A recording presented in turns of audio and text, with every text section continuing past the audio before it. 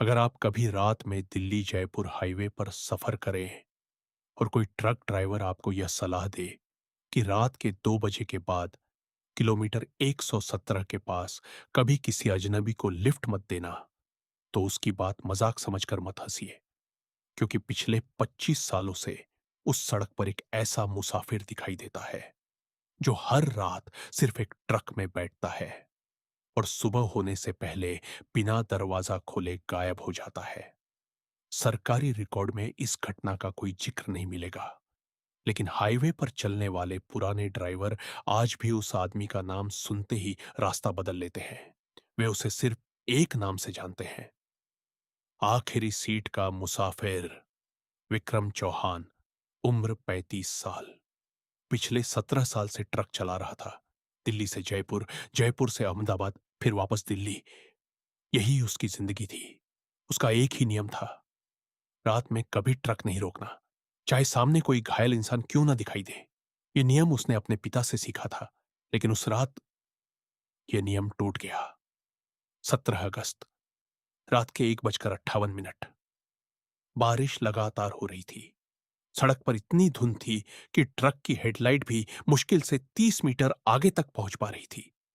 Truck में सिर्फ engine की भारी आवाज और पुराने रेडियो पर बजता धीमा गाना सुनाई दे रहा था। अचानक रेडियो अपने आप बंद हो गया। पूरा केबिन खामोश हो गया। उसी समय सड़क के बीचों बीच एक आदमी दिखाई दिया। काला रेनकोट, पुरानी टोपी, हाथ में चमड़े का एक घिसा हुआ बैग। वह ना भाग रहा था, ना हाथ हिला रहा था, बस चुपचाप सड़क के बीच खड़ा था। विक्रम ने जोर से हॉर्न बजाया। आदमी नहीं हटा। आखिरी पल पर विक्रम ने ब्रेक मारा। भारी ट्रक चीखते हुए कुछ फीट पहले रुक गया। विक्रम गुस्से में नीचे उतरा। मरना है क्या? बीच सड़क में क्यों खड़े हो? आदमी ने धीरे धीरे सिर उठाया। उसका चेहरा बिल्कुल शांत था। माफ कीजिए, क्या आप मुझे अगले टोल प्लाजा तक छोड़ देंगे? विक्रम ने चारों तरफ देखा। इतनी रात, इतनी बारिश और आसपास कोई दूसरी गाड़ी नहीं। उसने गहरी सांस ली। ठीक है, पीछे बैठ जाओ। आदमी ने केबिन का दरवाजा खोला और पीछे वाली सीट पर बैठ गया। जैसे ही वो अंदर आया, पूरा केबिन बर्फ जैसा ठंडा हो गया। विक्रम ने सोचा, शायद बारिश की वजह होगी। उसने ट्रक आगे बढ़ा दिया। करीब 5 मिनट तक दोनों के बीच कोई बात नहीं हुई। फिर पीछे से आवाज आई, तुम अभी भी अपनी बेटी की फोटो डैशबोर्ड में रखते हो? विक्रम का हाथ स्टीयरिंग पर जम गया। उसने शीशे में देखा। आदमी बाहर अंधेरे में देख रहा था। विक्रम ने धीरे से पूछा, तुम्हें कैसे पता कि मेरी बेटी है? आदमी मुस्कुराया, उसका नाम अन्या है। वह हर रात तुम्हारे लौटने का इंतजार करती है। विक्रम की सांस अटक गई। उसने यह बात कभी किसी अजनबी को नहीं बताई थी। उसने तुरंत ट्रक किनारे लगाया। तुम हो कौन? आदमी ने कोई जवाब नहीं दिया। कुछ सेकंड बाद उसने एक और बात कही, तुम्हारे पिता की मौत एक्सीडेंट में नहीं हुई थी। यह सुनते ही विक्रम के चेहरे का रंग उड़ गया। उसके पिता की मौत 20 साल पहले एक रहस्यमयी सड़क हादसे में हुई थी। उस हादसे की पूरी फाइल पुलिस ने बंद कर दी थी। उसके अलावा यह बात कोई नहीं जानता था। विक्रम ने पीछे मुड़कर देखा। तुम आखिर हो कौन? आदमी ने पहली बार उसकी तरफ देखा। उसकी आंखों में अजीब सी उदासी थी। मैं सिर्फ एक मुसाफिर हूं जो अपने घर नहीं पहुंच पाया। इतना कहकर वह फिर खिड़की के बाहर देखने लगा। बारिश और तेज हो गई। कुछ मिनट बाद सामने टोल प्लाजा दिखाई दिया, लेकिन विक्रम हैरान रह गया। पूरा टोल प्लाजा वीरान था। बूथ टूटे हुए थे। लोहे के बैरियर जंग खाकर झुक चुके थे, जैसे कई सालों से वहां कोई आया ही ना हो। विक्रम ने ट्रक रोका। लो, तुम्हारा टोल आ गया। कोई जवाब नहीं आया। उसने पीछे मुड़कर देखा। सीट खाली थी। दरवाजा अंदर से बंद था। चलती ट्रक में कोई आदमी बिना दरवाजा खोले गायब नहीं हो सकता था। विक्रम का दिल जोर जोर से धड़कने लगा। उसी समय उसे पीछे वाली सीट पर वही पुराना चमड़े का बैग दिखाई दिया। वह कांपते हाथों से बैग उठाने लगा। बैग बहुत पुराना था। उस पर धूल जमी हुई थी, जैसे वर्षों से किसी ने उसे छुआ ही ना हो। बैग खोलते ही उसके अंदर एक पुरानी बस की टिकट, एक सीटी और एक पहचान पत्र रखा था। पहचान पत्र पर लगी धुंधली तस्वीर उसी आदमी की थी।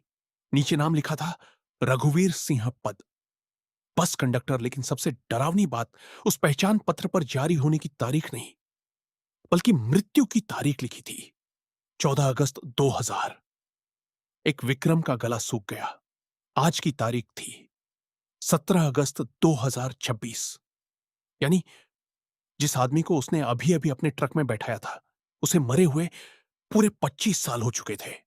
उसी पल टोल प्लाजा के लाउडस्पीकर, जो सालों से बंद पड़े थे, अचानक अपने आप चालू हो गए। टूटी हुई स्पीकर से एक भारी आवाज गूंजी, रूट नंबर 27 की बस कुछ ही देर में प्लेटफॉर्म पर पहुंचेगी। विक्रम ने चारों तरफ देखा। वहां कोई नहीं था, लेकिन धुंध के उस पार धीरे धीरे एक पुरानी जली हुई बस उसकी तरफ आती दिखाई देने लगी। और बस की हर खिड़की में लोग बैठे थे, जो बिल्कुल हिल नहीं रहे थे, बस उसे देख रहे थे। जली हुई बस धीरे धीरे धुंध को चीरते हुए टोल प्लाजा के सामने आकर रुक गई। उसके इंजन की आवाज नहीं आ रही थी, लेकिन उसके पहियों के नीचे से घिसटने की आवाज पूरे इलाके में गूंज रही थी। बस की टूटी हुई हेडलाइट बार बार जल रही थी और बुझ रही थी, जैसे कोई आखिरी बार जिंदा होने की कोशिश कर रही हो। विक्रम की नजर बस की खिड़कियों पर गई। हर सीट पर कोई ना कोई बैठा था। एक छोटा बच्चा अपनी मां की गोद में चुपचाप सिर रखे हुए, एक बुजुर्ग आदमी जिसकी आंखें पूरी तरह सफेद थीं, एक कॉलेज की लड़की जो लगातार खिड़की के शीशे पर अपनी उंगली से कुछ लिख रही थी। लेकिन सबसे डरावनी बात यह थी कि बस में बैठा कोई भी इंसान सांस नहीं ले रहा था। फिर भी सबकी आंखें सिर्फ विक्रम को देख रही थीं। अचानक बस का दरवाजा अपने आप खुल गया। अंदर से वही आदमी बाहर निकला, रघुवीर सिंह। अब उसके चेहरे पर मुस्कान नहीं थी, उसकी आंखों में सिर्फ थकान और दर्द दिखाई दे रहा था। वह धीरे धीरे विक्रम के सामने आया और बोला, मैं जानता हूं तुम डर चुके हो, लेकिन अगर आज तुम भाग गए तो अगले 25 साल तक कोई और मेरी जगह यह बोझ उठाएगा। विक्रम ने कांपती आवाज में पूछा, तुम आखिर चाहते क्या हो? रघुवीर ने अपने हाथ में पकड़ी पुरानी सीटी दिखाई। मैं किसी की जान लेने नहीं आया हूं, मैं उन लोगों को इंसाफ दिलाने आया हूं जो आज भी इस बस के अंदर फंसे हुए हैं। विक्रम कुछ समझ नहीं पा रहा था। रघुवीर ने बस की तरफ इशारा किया, आओ, मैं तुम्हें सच दिखाता हूं। विक्रम ने एक पल के लिए मना करने का सोचा, लेकिन वह बस के अंदर चढ़ गया। जैसे ही उसने पहली सीढ़ी पर पैर रखा, उसके कानों में चीखों की आवाज गूंजने लगी। अचानक पूरी बस बदल गई। अब सीटें नई थीं, लाइटें जल रही थीं, लोग हंस रहे थे, बच्चे खेल रहे थे, जैसे वह 25 साल पीछे पहुंच गया हो। रघुवीर अब बस कंडक्टर की यूनिफॉर्म में था। वह टिकट काट रहा था। ड्राइवर सीट पर एक आदमी बैठा था, उसका चेहरा साफ दिखाई नहीं दे रहा था। रघुवीर ने धीरे से कहा, यह 14 अगस्त 2001 की आखिरी रात थी। यह बस जयपुर से दिल्ली जा रही थी। कुल 42 यात्री थे। किसी को नहीं पता था कि यह सफर उनकी जिंदगी का आखिरी सफर होगा। तभी बस के नीचे से किसी धातु के टूटने की तेज आवाज आई। ड्राइवर घबरा गया। उसने ब्रेक दबाया, लेकिन ब्रेक काम नहीं कर रहे थे। बस तेजी से ढलान की तरफ भागने लगी। यात्रियों में चीख पुकार मच गई। रघुवीर लगातार लोगों को शांत रहने के लिए कह रहा था, लेकिन कुछ ही सेकंड बाद बस रेलिंग तोड़कर गहरी खाई में गिर गई। भयानक धमाका हुआ। आग की लपटें चारों तरफ फैल गई। विक्रम ने अपनी आंखें बंद कर ली। जब उसने दोबारा देखा, वह फिर उसी जली हुई बस के अंदर खड़ा था। चारों तरफ राख थी, जले हुए हैंडल, पिघली हुई सीटें और वही 42 आत्माएं। रघुवीर की आंखों में आंसू थे। पुलिस ने कहा कि यह एक दुर्घटना थी। यह दुर्घटना नहीं थी? विक्रम ने हैरानी से पूछा, तो फिर क्या था? रघुवीर ने अपनी जेब से एक पुराना लोहे का बोल्ट निकाला। बस के ब्रेक जानबूझकर खोले गए थे। किसी ने पैसों के लिए 42 लोगों को मार दिया। विक्रम की धड़कन तेज हो गई। लेकिन किसने? रघुवीर ने कुछ नहीं कहा। वह बस से उतर गया। विक्रम भी उसके पीछे भागा। दोनों फिर उसी वीरान टोल प्लाजा के सामने खड़े थे। रघुवीर ने सामने लगे टूटे हुए सीसीटीवी कैमरे की तरफ इशारा किया। सच्चाई यहीं दफन है, इतना कहकर उसने अपना हाथ कैमरे पर रखा। अचानक कैमरे की टूटी स्क्रीन अपने आप जल उठी। उस पर धुंधली रिकॉर्डिंग चलने लगी। वीडियो में एक आदमी रात के अंधेरे में बस के नीचे झुककर कुछ खोल रहा था। उसका चेहरा साफ नहीं दिख रहा था, लेकिन उसके दाएं हाथ में एक बड़ी चांदी की अंगूठी थी जिस पर उकेरा हुआ था वीसी। विक्रम के चेहरे का रंग उड़ गया। वह इस अंगूठी को पहचानता था। बचपन से उसने यही अंगूठी अपने पिता के हाथ में देखी थी। उसने घबराकर पीछे कदम रखा। नहीं, यह नहीं हो सकता। रघुवीर ने पहली बार उसकी आंखों में देखकर कहा, मैंने तुम्हें इसलिए चुना क्योंकि सच से भागने का समय खत्म हो चुका है। उसी पल पूरे टोल प्लाजा की लाइटें एक साथ जल उठी। सायरन बजने लगे और दूर धुंध के बीच किसी ट्रक की तेज हेडलाइट सीधी विक्रम की आंखों पर पड़ी। वो ट्रक पूरी रफ्तार से उनकी तरफ आ रहा था, लेकिन सबसे डरावनी बात, उस ट्रक की ड्राइवर सीट पर बैठा आदमी बिल्कुल विक्रम जैसा दिख रहा था। उसके चेहरे पर वही निशान, वही कपड़े, वही आंखें, और वह मुस्कुराते हुए सिर्फ एक बात बोल रहा था, सच्चाई जानने की कीमत हमेशा जान होती है। विक्रम ने जैसे ही सामने से आती ट्रक की हेडलाइट देखी, उसकी आंखें चौंधिया गईं।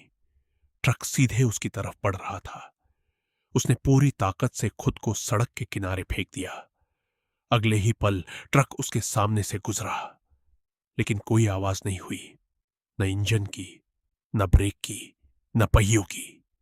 विक्रम ने कांपते हुए पीछे देखा। सड़क बिल्कुल खाली थी, जैसे वहां कभी कोई ट्रक आया ही नहीं था। रघुवीर वहीं खड़ा था।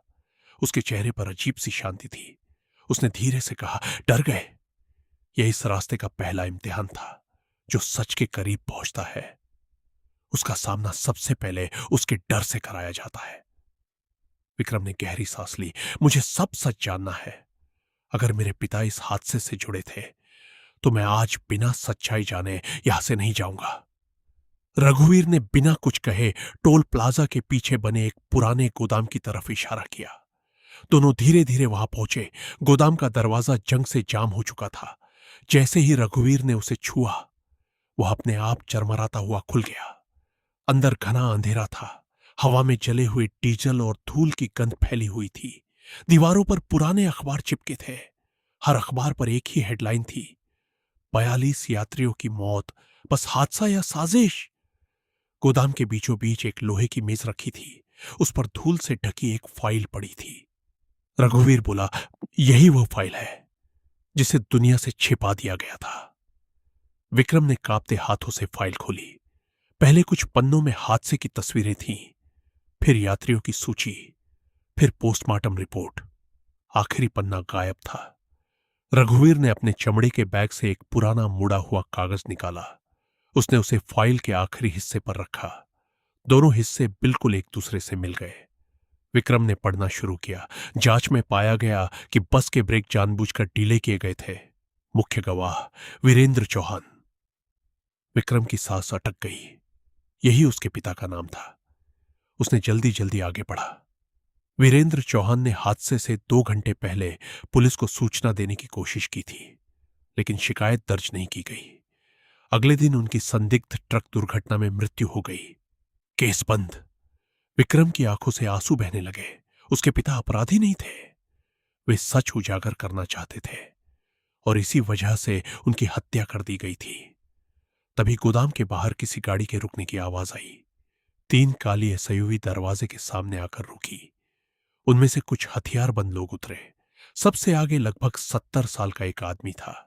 उसके चेहरे पर घमंड साफ दिखाई दे रहा था। रघुवीर ने धीमी आवाज में कहा, यही है महेंद्र मल्होत्रा, ट्रांसपोर्ट कंपनी का मालिक। इसी ने पैसों के लिए बस के ब्रेक कटवाए थे। महेंद्र जोर से हंसा। 25 साल हो गए रघुवीर, फिर भी तुम्हें शांति नहीं मिली? उसने अपने आदमियों को इशारा किया, फाइल ले लो और इन दोनों को खत्म कर दो। हथियारबंद लोग आगे बढ़े ही थे कि अचानक पूरे गोदाम की लाइट अपने आप जल उठी। तापमान एकदम गिर गया। ठंडी हवा इतनी तेज चली कि सबके हाथ कांपने लगे। अचानक अंधेरे से एक बच्चा बाहर आया, वही बच्चा जो बस की पहली सीट पर बैठा था। फिर एक बुजुर्ग महिला दिखाई दी, फिर कॉलेज की लड़की, फिर एक एक करके सभी 42 यात्री गोदाम में खड़े थे। उनके चेहरे जले हुए थे, लेकिन उनकी आंखों में सिर्फ एक ही भावना थी, इंसाफ। महेंद्र के आदमी डर कर पीछे हटने लगे। उन्होंने गोलियां चलाई, लेकिन गोलियां आत्माओं के आर पार निकल गईं। अचानक रघुवीर ने अपनी पुरानी सीटी बजाई। सीटी की आवाज पूरे गोदाम में गूंज उठी। 42 आत्माएं धीरे धीरे महेंद्र की तरफ बढ़ने लगी। महेंद्र पहली बार डर गया। वह घुटनों के बल गिर पड़ा। मुझे माफ कर दो, मैंने पैसों के लिए किया था, मुझे छोड़ दो। लेकिन अब कोई उसे बचाने वाला नहीं था। अचानक पूरा गोदाम अंधेरे में डूब गया। सिर्फ चीखें सुनाई दे रही थी। कुछ सेकंड बाद सब कुछ शांत हो गया। जब रोशनी वापस आई, महेंद्र और उसके आदमी गायब थे। जमीन पर सिर्फ उसकी चांदी की अंगूठी पड़ी थी। रघुवीर ने अंगूठी उठाकर विक्रम के हाथ में रख दी। अब न्याय पूरा हो चुका है। विक्रम की आंखें भर आईं। तो अब तुम कहां जाओगे? रघुवीर हल्का सा मुस्कुराया। जहां हर मुसाफिर आखिर में पहुंचता है। उसने अपनी पुरानी बस की टिकट विक्रम के हाथ में रखी। इसे संभाल कर रखना, ताकि कोई फिर कभी इस हादसे को सिर्फ एक दुर्घटना न कह सके। इतना कहकर रघुवीर धीरे धीरे धुंध में बदलने लगा। एक एक करके सभी 42 आत्माएं भी सफेद रोशनी में बदल गईं। कुछ ही सेकंड में पूरा गोदाम खाली था। बाहर बारिश रुक चुकी थी। सूरज की पहली किरण हाईवे पर पड़ रही थी। 3 महीने बाद सरकार ने 25 साल पुराना केस दोबारा खोला। महेंद्र मल्होत्रा की कंपनी के रिकॉर्ड से साजिश के सबूत मिले। अदालत ने आधिकारिक रूप से घोषित किया कि बस हादसा एक सुनियोजित हत्या थी। वीरेंद्र चौहान को निर्दोष मानते हुए मरणोपरांत सम्मान दिया गया। आज भी दिल्ली जयपुर हाईवे पर ट्रक चलाने वाले पुराने ड्राइवर एक बात जरूर कहते हैं, अगर किसी बरसाती रात किलोमीटर 117 के पास कोई आदमी हाथ देकर लिफ्ट मांगे और उसके हाथ में पुराना चमड़े का बैग हो, तो उससे डरना मत। हो सकता है वह तुम्हें मौत की तरफ नहीं, बल्कि सच की तरफ ले जाना चाहता हो।